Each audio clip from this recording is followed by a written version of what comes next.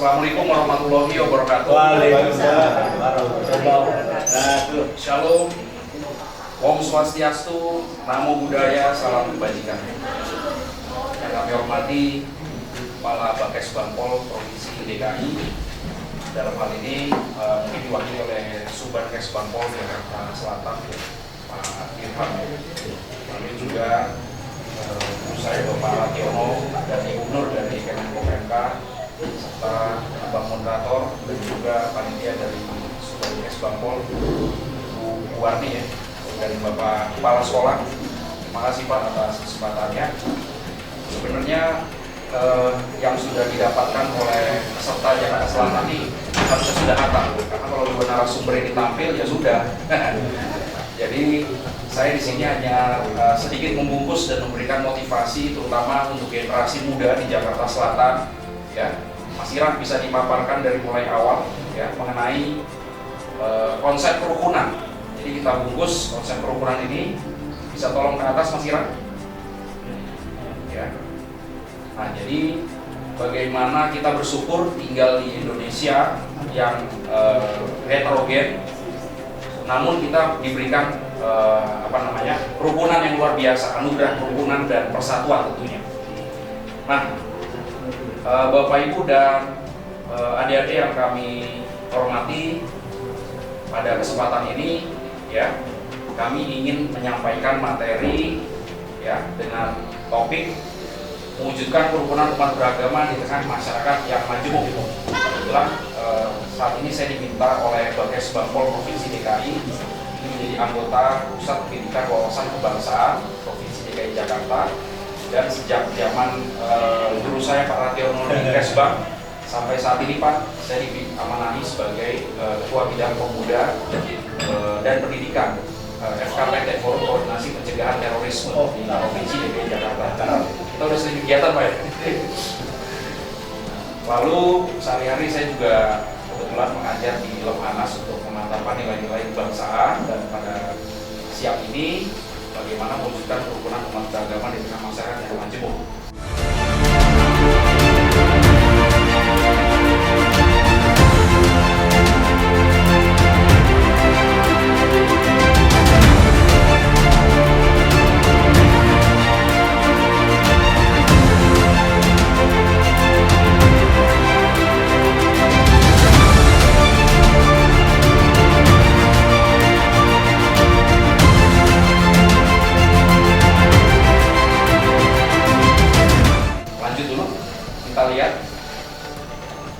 Jadi kalau kita lihat adik-adik sekalian, ini banyak negara yang satu akidah, satu agama, tapi justru porak-poranda.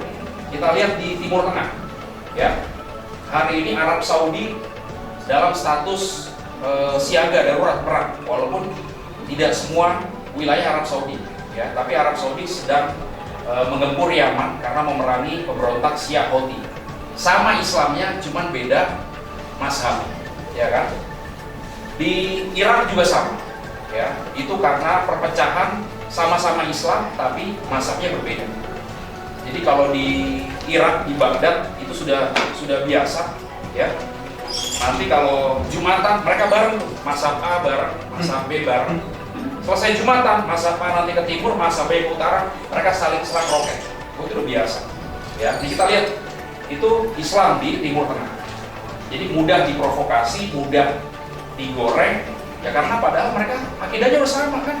Harusnya tidak ada perbedaan yang signifikan, beda dengan kita di Indonesia. Lanjut lagi kita lihat, ya, lanjut kita lihat. Nah, ini terus ya, Arab terus membombardir kelompok Yaman, Syiah Houthi, padahal satu akidah. Lanjut. Nah, itu yang sesama Islam. Lalu bagaimana yang sesama Kristen? Nah, ini Katolik dengan Protestan di Irlandia dan Inggris sampai detik ini terus berantem. Padahal secara de facto, secara de jure 30 tahun yang lalu itu sudah damai, sudah didamaikan oleh UN dan lain. Tapi sampai hari ini masih terus terjadi meledak bom mobil antara Irlandia dengan Inggris. Ya, nah itu sudah mengakibatkan kurang lebih 5.000 korban jiwa. Sampai hari ini masih terus konflik antara Katolik Protestan. Padahal itu bisa dibilang negara maju di Eropa, ya kan? akidahnya juga sama lah, ya. Nah, itu yang Kristen. Kita lihat agama lain bagaimana. Nah, lanjut. Ya. Nah, ini ya, ini lebih dari 3.500 tewas ini ya di Inggris dan Ukraina. Inggris dan Irlandia. 52% adalah warga sipil dan 30% adalah anggota pasukan keamanan Britania Raya. Dan 16% adalah kelompok anggota paramiliter. Nah, ini kekerasan sporadis sejak perjanjian umat agung tentang di 10 April 98. Oh, sudah tanda tangan perjanjian, tapi masih berantem terus sampai sekarang. Lanjut, kita lihat agama lain bagaimana. Nah, ini konflik Hindu dengan Islam di India. Seorang anggota partai yang bernama Bharatiya Janata Party, seorang anggota partai nasionalis Hindu. Coba kakak mau nanya sama adik-adik, kalau demo di Indonesia asal sesuai dengan undang-undang boleh apa enggak? Boleh dilindungi? Ya. Nah, adik-adik jangan coba-coba demo di India. Karena nanti nasibnya bisa seperti 300 umat muslim yang ditangkap dan rumahnya dibuldoser rata oleh polisi India. Jadi, kalau minoritas di India, kalian nggak boleh kritik. Yang boleh kritik adalah mayoritas. Siapa? Hindu yang mayoritas. Itu di India. Ini kejadian tahun ini, 13 Juni 2022. Nah, ya Bu ya, pastinya Ibu sudah mengikuti perkembangan ini ya. Sekarang Buddha, kita lihat bagaimana Buddha ya. Oke, lanjut. Nah, ini konflik Buddha di Myanmar. Sama dengan etnis minoritas Muslim Rohingya, ya kan? Nah, jadi merasa bahwa etnis minoritas Rohingya ini makin bertambah terus jumlahnya, ya kan? Makin beranak pinak, banyak pindah geser, sehingga mereka terancam. Akhirnya apa? Dilakukan genosida oleh pasukan tentara Myanmar atas perintah dari petingginya Aung San Suu Kyi, dan itu tentu saja mendapat kecaman dari dunia internasional, sehingga 6.700 umat muslim Rohingya tewas dalam waktu 1 bulan saja setelah marak genosida pada Agustus 2012. Jadi kalau dengar kabar ada sekeluarga dibantai, yang perempuan diperkosa, dibunuh, yang lagi hamil itu dikeluarin pakai bayonet, benar terjadi ya, tapi bukan di Indonesia, alhamdulillah ya. Nah, itulah potret gambaran kondisi beragama di negara lain. Lanjut. Nah, bagaimana dengan di Indonesia? Indonesia ada 17.000 pulau, ada 1.200 suku, ada 700 bangsa daerah, ada 200 lebih aliran kepercayaan yang sudah lahir sebelum Islam masuk, Hindu masuk, Buddha masuk, Kristen masuk, dan ada 6 agama. Tapi alhamdulillah hari ini kita bisa hidup rukun, berdampingan, bersatu, tidak ada konflik yang mengkhawatirkan, tidak ada terjadi genosida. Tepuk tangan dulu dong untuk Indonesia. Kita harus bangga tinggal di Indonesia. Hari ini Amerika belum bisa mempraktekkan konsep kerukunan antar agama. Karena kemarin Presiden Donald Trump tahun 2017 begitu dilantik ya, Pak Guru ya, saya akan bangun tembok senilai 5 miliar US dollar di perbatasan Amerika supaya imigran, terutama imigran muslim tidak bisa masuk ke Amerika. Karena tanah Amerika ini adalah milik orang Amerika, bukan milik pendatang. Oh, seperti itu. Ya kan? Nah, jadi belum tentu bisa menerima perbedaan. Tapi di kita coba. Ya kan? Islam, Kristen, Katolik, ya, Protestan, Advent bisa bareng-bareng. Ada wadahnya FKUB. Nah, ini guru saya ini salah satu juga pendiri ya Pak ya, FKUB. Kita juga ada forum koordinasi pencegahan terorisme, supaya jangan sampai ada teroris yang memakai topeng Islam masuk ke sekolah-sekolah. Kenapa? Karena Islam mayoritas. FPK, Forum Pembauran Kebangsaan. Nah, ya ini gurunya nih, ibunya ya dari FPK. Semua etnis dirangkul. Mana ada di luar negeri? Di Amerika yang negara superpower aja nggak ada. Ya, nah inilah. Lalu kita lihat terus bagaimana supaya kita bisa menjaga kerukunan. Ya, lanjut kita lihat. Tentunya tadi sudah disampaikan oleh dua narasumber, guru saya luar biasa. Nah ini simpel saja ada 3. Yang pertama mengimplementasikan nilai-nilai 4 konsensus dasar bangsa secara komplit, jangan dikurang-kurangi. Ya. Yang kedua, memberikan kontribusi untuk masyarakat luas. Yang ketiga, melakukan publikasi terkait persatuan dan kerukunan. Yuk, kita buka sedikit ya, karena waktunya sudah sore. Lanjut, kita buka supaya lebih detail dan adik-adik tidak salah dalam mengartikan. Nah, 4 konsensus dasar bangsa. Ayo, adik-adik di ACC bisa bantu saya. 4 konsensus dasar bangsa. Yang pertama apa? Ayo, Pancasila. Jangan yang buka laptop yang nyebut itu udah kemudian nyontek itu. Nah, ayo. Saya nanya nih, adik-adik ACC, ayo. Atau yang di daring, ayo. Boleh. Ayo angkat tangan. Apa? Ya, 45. Terus yang ketiga? Yang ketiga apa? NKRI. Yang keempat? Bhinneka Tunggal Ika. Tepuk tangan dulu dong. Gubernur boleh ganti, hari ini udah ganti. Nah, tetap kita 4 konsensus dasar bangsa. Nanti 2024 presiden ganti apa enggak? Ganti, tetap insya Allah Bhinneka Tunggal Ika, Pancasila, UUD 45, NKRI. Itu nggak boleh ganti. Karena inilah peletak dasar persatuan dan kesatuan kita. Kita yang berbeda etnis, berbeda suku. Kulit saya yang sawo busuk seperti ini. Nah, bisa saling mengenal dengan ini adik yang kulitnya seperti putri dari Kaisar Ming. Nah, ini putih sekali kok Korea. Korea. Oh di Korea. Korea Utara. Oh Selatan. Ya. Luar biasa ya. Jadi kita datang dari belahan manapun di Indonesia bisa bersatu. Di Indonesia tidak mengenal perbedaan. Di Indonesia tidak bertanya, hei apa agamamu? Hei apa sukumu? Enggak. Ya, tepuk tangan dulu dong untuk Indonesia. Yang kedua, bagaimana supaya kita bisa merajut persatuan dan kesatuan? Lanjut, ya. Tentunya kita harus bisa memberikan kontribusi untuk masyarakat luas, ya. Jadi tidak ada apa agama kamu Kristen, saya nggak mau satu kelompok. Waduh, itu ketinggalan zaman. Kalau ada yang seperti itu harus direvolusi mental itu, ya. Tapi apa kontribusimu? Apa kontribusi saya? Ya seperti tadi guru saya Pak Radiono bilang, ya kan, kalau di katedral beliau pernah diundang buka puasa, disediain tempat sholat ya Pak. Wah luar biasa ya. Itu kontribusi umat Kristiani sebagai wujud penghargaan kepada saudaranya yang Muslim. Jadi hidup itu adalah saling memberi dan menerima. Jangan menerima terus, ya kan? Harus memberi juga. Untuk apa kita sukses?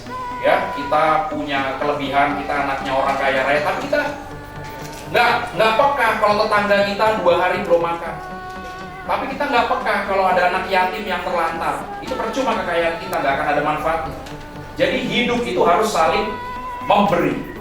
Kenapa ada kerusuhan antar etnis dulu pernah? Karena ada ketimpangan. Dulu masih ingat kerusuhan di Indonesia, ya kan, di Sampit dengan Dayak ya, Dayak dengan Madura. Itu karena ada ketimpangan. Kenapa ada ketimpangan? Pasti kurang kontribusi di satu sisi.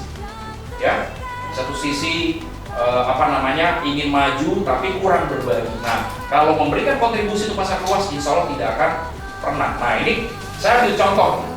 Ini LDI ya, Lembaga Dakwah Islam Indonesia ini melakukan kegiatan vaksin bersama. Ya, sehari 1000 vaksin di Jakarta Timur, di Pondok Gede Pak, di Haji Rosidi. Itu nggak nanya apa agamamu, apa latar belakang. Ini dibuka, iya. Ini pernah datang ya Pak Radiono ya. Ini dibuka oleh Menkes, lalu oleh Kapolri. Artinya apa? Saat pandemi semua harusnya seperti ini, ya kan, semua ormas, semua agama harus saling bahu-membahu. Dan alhamdulillah kita sekarang sudah bangkit dari pandemi ya. Ini salah satu contoh ormas yang memang punya konsep yang luar biasa dalam kerukunan yang luar biasa ya, menggalang kerukunan. Kita berkontribusi. Lanjut, ada ormas lain. Nah, ini ada Perhimpunan Indonesia Tionghoa Bali. Nah, Indonesia Bali ya, telah memfasilitasi vaksinasi lebih dari 3.000 warga Bali per hari dengan target mencapai 12.200 peserta vaksin. Bahkan di Bali mendapat rekor muri. Dan ini tidak lepas dari akulturasi budaya Tionghoa dan budaya lokal Bali yang telah berlangsung sejak ratusan tahun silam. Tuh, orang berebut ya orang berebut. Nah ini saya mau share sedikit pengalaman saya ketika kemarin awal tahun di Manado, ya saya diminta Kepala Balai Besar POM Manado dan Kapolda Sulawesi Utara untuk meluncing kegiatan KIE Toga 6 agama. Nah ini KIE supaya bebas dari pangan yang berbahaya dan bebas dari obat yang berbahaya. Nah Mas Ira, coba tolong diklik itu, biar adik-adik juga lihat bahwa di Sulawesi Utara juga, ya lanjut, ini bisa terjadi kerumunan luar biasa 6 agama. Ya, terus Oke, lanjut. kita dengarkan.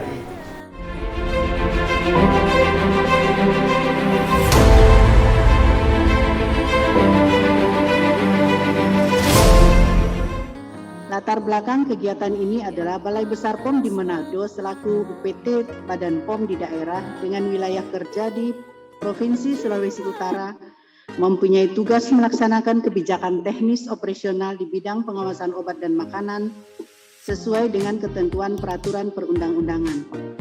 Oleh karena itu, saya akan berbicara dalam perspektif lain, yaitu tentang wawasan kebangsaan. Ini mudah-mudahan juga nantinya bisa menjadi bekal untuk kita semua, supaya kita saling sharing nilai-nilai kebangsaan. Ya. Karena sebuah negara itu, masyarakatnya sejahtera harus didukung dengan dengan pangan yang memadai, yaitu yang bergizi dan aman. Sehubungan dengan itu, saya atas nama pemerintah Provinsi Sulawesi Utara merespons positif dan mengapresiasi pelaksanaan rangkaian acara ini yang diprakarsai oleh Balai Besar POM di Manado. Bahwa sebagai bentuk kita mencintai bangsa dan negara, kita berarti harus menjunjung tinggi nilai Pancasila. Bener apa enggak? Karena tanpa Pancasila tidak mungkin para tokoh agama, penyuluh agama, 6 agama di Sulawesi Utara, terutama di Kota Manado bisa duduk berdampingan hari ini, bisa makan bersama, bisa bersenda gurau, dan bisa mensukseskan program kawanan pangan. Tepuk tangan dulu dong untuk Bapak Ibu. Ya, itu tadi sekedar gambaran, artinya di belahan manapun di Indonesia ini bisa duduk bersama kok. Tepuk tangan untuk Indonesia. Nah, ya di Jakarta, dan di Sulawesi Utara, apalagi di Jakarta ya. Nah, lanjut yang ketiga, melakukan publikasi terkait persatuan dan kerukunan. Kenapa? Karena hari ini juga banyak provokator-provokator yang publikasi perpecahan, benar apa? Jadi kita di Jakarta Selatan harus publikasi terkait persatuan dan kerukunan. Acara seperti ini silakan disebarluaskan, diviralkan, ya kan? Nah, jadi saya harap Bapak Ibu dan peserta di Kesbang Jakarta Selatan bisa mempublikasikan acara ini dengan lebih optimal lagi, karena ini terkait persatuan dan kerukunan, ya. Nah, memposting hal positif, mengunggah informasi yang tidak mengandung kekerasan, adu domba, serta menyinggung atau menghina umat beragama lainnya, dan membiasakan konfirmasi kebenaran postingan dan komentar. Nah, kalau kita kaum terdidik, insya Allah akan lebih biasa ya, saring sebelum sharing. Jadi sebelum kita sharing, disaring dulu. Jangan sampai nanti yang kita sharing itu bisa menimbulkan perpecahan. Nah, lanjut. Mungkin itu saja inti yang bisa kami sampaikan mengenai 3 hal itu. Jadi ada 3 hal yang perlu kami sampaikan sebagai penutup acara hari ini. Yang pertama, mengimplementasikan nilai-nilai 4 konsensus dasar bangsa secara komplit. Ya, kalau adik-adik mau mempelajari lebih lanjut 4 konsensus dasar, berarti harus tanya ke guru PPKN. Bener ya? Iya, harus tanya implementasinya bagaimana. Ya, yang jelas Pancasila, UUD 45, NKRI, Bhinneka Tunggal Ika. Lalu yang kedua, memberikan kontribusi untuk masyarakat luas. Tangan di atas lebih baik daripada. Nah, jadi yang ngasih kontribusi itu yang paling oke banget. Kontribusi tidak harus materi, tapi bisa banyak sekali. Jadi nggak harus hanya orang yang berkecukupan harta yang bisa berkontribusi. Banyak, ya. Kontribusi itu amalan banyak sekali ya. Bisa dengan tenaga, bisa dengan keluasan, bisa menerima perbedaan, itu sudah kontribusi. Yang ketiga, melakukan publikasi terkait persatuan dan kerukunan. Karena jangan sampai yang sudah dirintis oleh founding father kita 77 tahun akhirnya berantakan karena postingan-postingan yang provokatif ya. Demikian itu yang bisa kami sampaikan. Terima kasih. Wassalamualaikum warahmatullahi wabarakatuh.